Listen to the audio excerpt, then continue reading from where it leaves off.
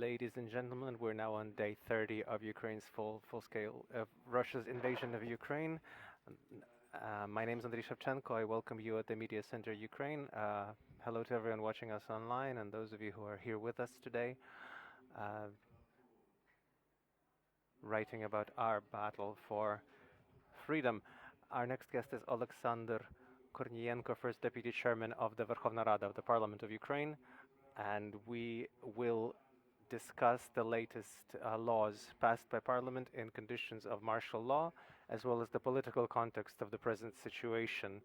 Oleksandr, Mr. Chairman, hello.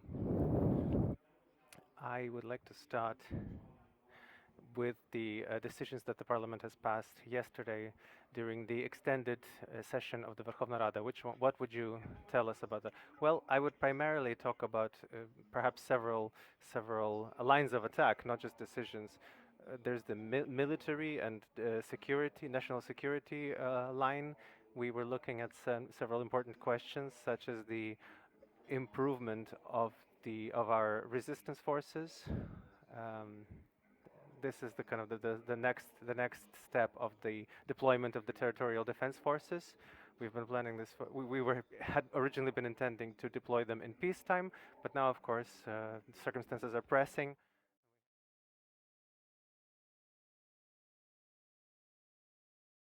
We have to have other mechanisms at work there, in place there.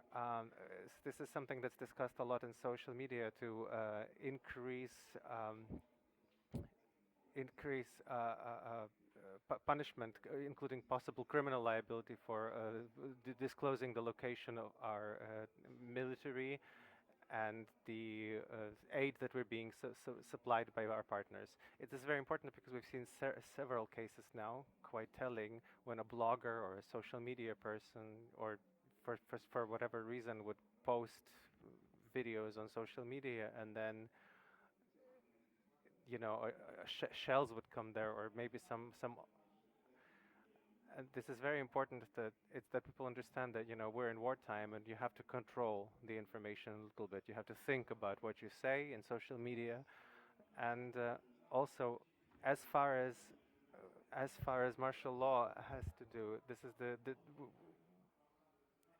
sorry, Oleksandr, we have a lot of international journalists. Could you tell for them briefly, explain to them what can and cannot be done according to these new laws? Because many of them are doing this. They're trying to explain, because many of them are trying to actually talk about the war using photo and video. Okay, this is very simple. If there's official reports on our website of the armed forces, of the general staff, in their social media, whether it has to do with or the extraordinary situations service, where they're showing the cleaning of the shellings or the putting out the fires, this kind of information can be shared, can be repeated. We're talking primarily about the positions, the deployment. When let's say someone photographs 5 tanks, dug into the ground. Like this kind of stuff cannot be done. I understand that colleagues most of them are professional military correspondents. They know how to work in different conditions, so they can think about what kind of plan, how to shoot, and what kind of information to convey. Of course, you have to take into account. The journalists have to take into account their own security, whether they should continue their research or whether they should hide. We also have now liability for disclosing information about humanitarian aid. We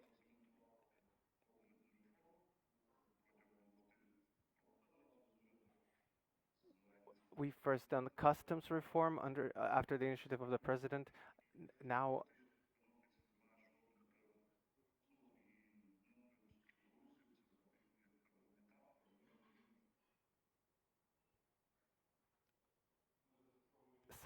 we're going to try to get him back online, get the first deputy chairman back online, and we intend to continue the conversation with him. Firstly, about the laws, the bills that are being considered and the laws that are being passed by the Ukrainian parliament, but secondly, We'll discuss the recent decision by the Ukrainian parliament, or rather the National Security and Defense Council, together with the parliament, to limit the work of the pro-Russian parties in Ukraine. And we will also discuss the political context of the peace process, because the Ukrainian parliament, the time will come and the parliament will play its role in the political diffusement of the situation. I will also take this opportunity to announce other events today. You know that right at this moment at the main train station we have the official transfer of humanitarian aids from our international friends. This is several dozen buses that the city needs for its use at this time. And today at 2:30 we plan an informal briefing about the situation on the ground in the combat area. Those of you who are interested, please record yourself and please report in the Google form you see on our Telegram channel. And I think we have connection again. Mr. Korniyenko, you were talking about the key decisions passed by the Ukrainian parliament. Yes. Well, basically perhaps I should mention the idea that we've basically greenlit the reformatting of the university enrollment campaign. We understand that we can't do the independent outside testing in much of our territory today, and also in other places where teachers have left, and we won't have the instructors, and so the government, within the framework that the parliament has proposed in discussing this with the society, we are going to propose a mechanism for how this will work this year, the enrollment campaign. Also, we were talking about the social security of veterans. We have now included fighters of the territorial defense. We have now classified them as war veterans. And also the agricultural block. We were talking about agriculture. It didn't take a lot of time, but it was significant. We passed a very important law that will allow us to simplify the life for the farmers. They'll be able to have a sowing campaign in those territories where it's possible. And we know that Agricultural Minister Roman Leszczenko recently stepped down yesterday. We are very grateful for him for starting the agricultural reform, and we have total succession. The political context right now, it's very simple. We're all working together.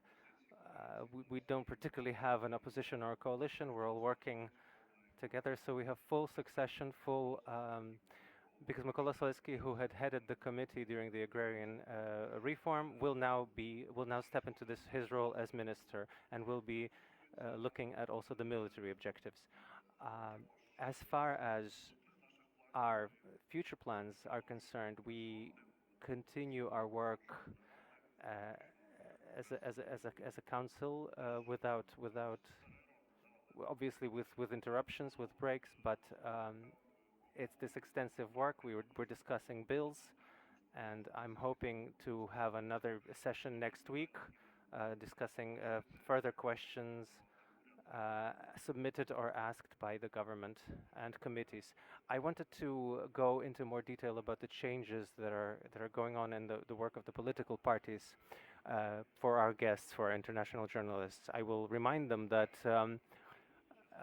during the martial law, the government can introduce certain restrictions on the work of political parties. As part of such restrictions, there was the suspension of work of certain pro-Russian political parties, which will obviously demand legal steps from the Ministry of Justice, probably from the courts.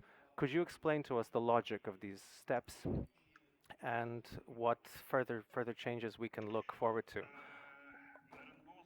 Okay, the Security Council has turned to the Ministry of Justice with this question. Yes, the Ministry for Justice will be working on this. I think they will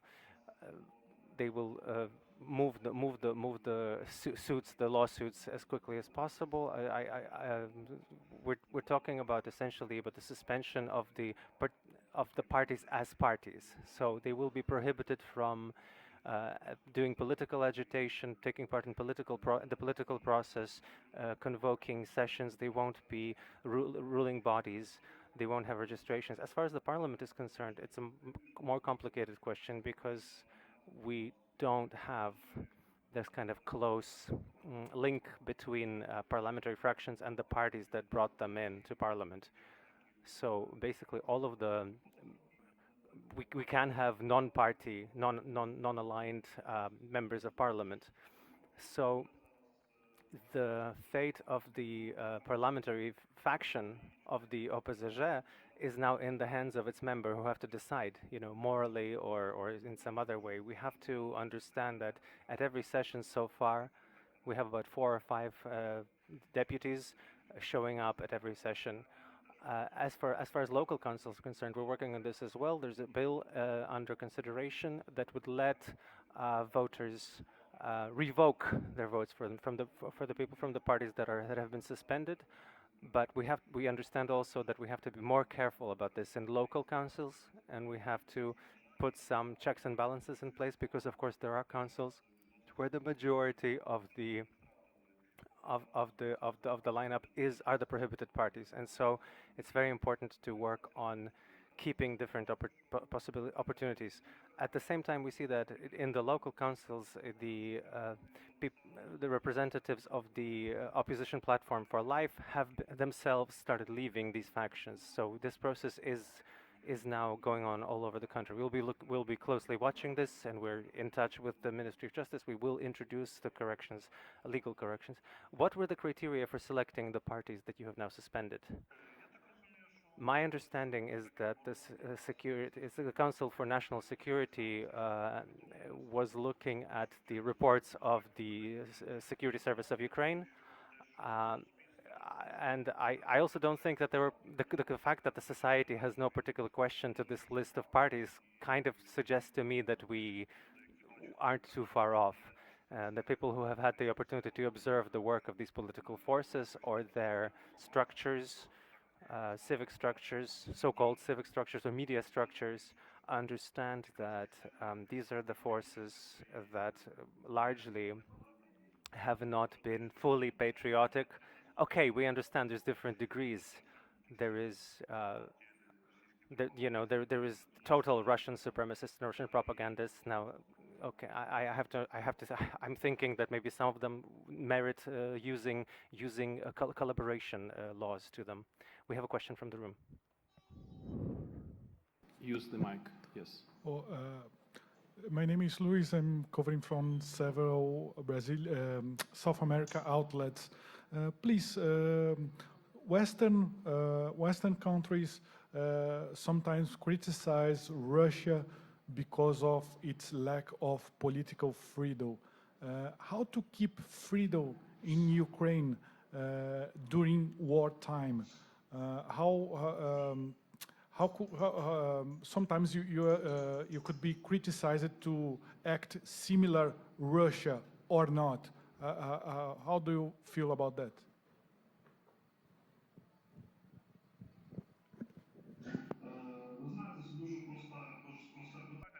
This for us is a very simple question. Just in order to understand the answer, it's necessary. Maybe you should listen to me for 3 minutes, but then later you would have to spend maybe an hour or 2 hours of your time to look at the Ukrainian segment of Facebook. There isn't much democracy like to what you see in Ukrainian social media. So we do have an open democratic society. Everybody is free to express their opinion. The fans of different political parties, parliamentary or extra parliamentary, there is a discussion, a robust discussion in society. Even in the past month, we've seen several very serious discussions, particularly for the need of the presence of Ukraine being involved in various security alliances or forming a new security alliance around Ukraine. There was a discussion about the possible use of the tools of direct power, such as a referendum for certain questions and problems. As we can see that these discussions are completely unrestricted. Nobody's stopping anybody from talking. As far as the restrictions that are being introduced to the work of the parties, well, this has to do with those figures and those powers that are enemies of Ukraine at the moment. We're at war. People are dying. If some party member emerges, like yesterday, I was watching the Telegram channel of the members of a particular party, and they're continuing their line of how everything's going wrong in Ukraine, and we shouldn't be fighting against Russia. Well, I'm sorry, these are questions of national security, and I think that the level of democracy that we see in Ukraine is robust enough, is enough also during the war, and especially after the war, when all of the possible and democratic processes will continue. And if there is no trust in the government, you can ask the opposition parties in parliament who have the freedom to express their opinion, and they have not been unheard.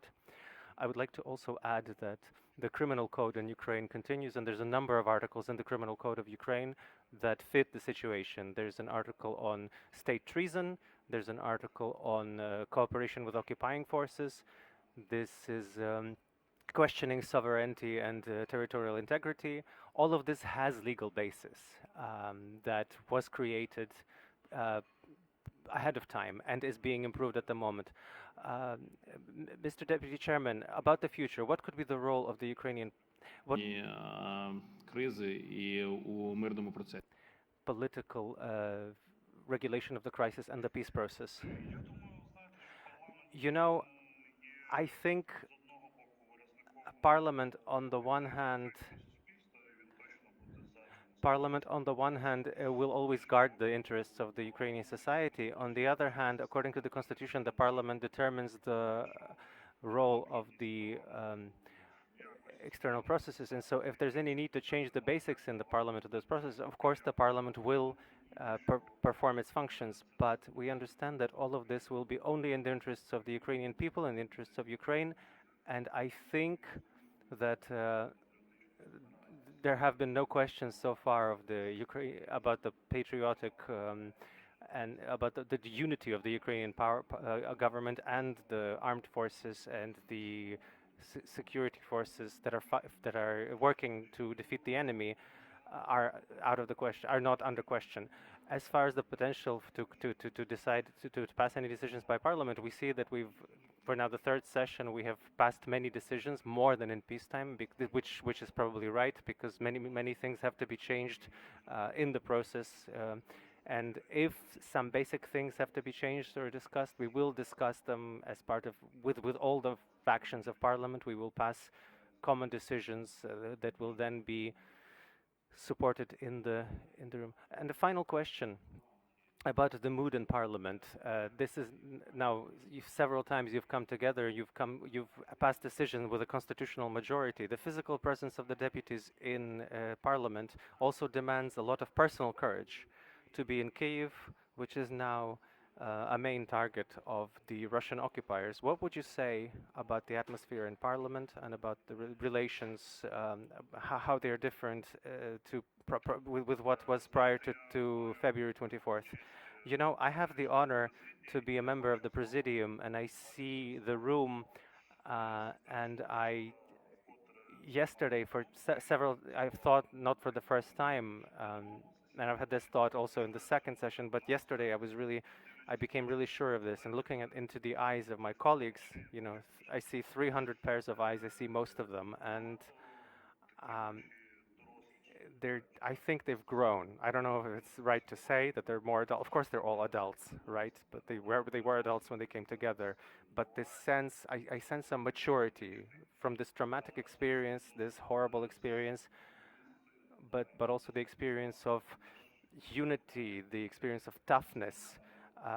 That experience is there with the deputies. Some of them are fighting. Some of them are fighting with weapons in their hands. And we have a deputy that is now has to ask his commanding officers to visit the sessions. We have people who are involved in humanitarian aid. They can see all of the problems that people are running into. There are people who are evacuating people from the corridor. We have diplomats who travel. They're abroad. They're going, for instance, to the United States. They are. There's a term, right? We now have a term, angry Ukrainian woman, apparently. And all of these deputies are unified at the moment. We are prepared to work together, to cooperate. Yes, political discussions have taken a back seat to. We understand that we can come back to them as soon as we win. Tomorrow on the TV talk shows and political talk shows. But right now we have to work for victory. And there's a tradition that we have set at our first session. It was proposed by Yaroslav Yushchishin from the Holos Party, the Voice Party. We all sing the anthem. We actually sing it without the backing track. Previously there was always a backing track or there would be a choir. No, we just sing the anthem with our own voices. And even this moment seems very important, very solemn, because it sets us into this mode of being together for Ukraine. We are not supposed to have right now political claims or political presence. Then we announce a minute of silence. This is very important. Yesterday we were joined by our colleagues and partners, friends, brothers, perhaps, brothers and sisters from the parliaments of the Baltic states, as well as the speakers of this parliament, of the Lithuanian, Latvian Seims, diets, and the speaker of the Estonian parliament. We've had parliamentaries from Georgia, and we see this unity around Ukraine.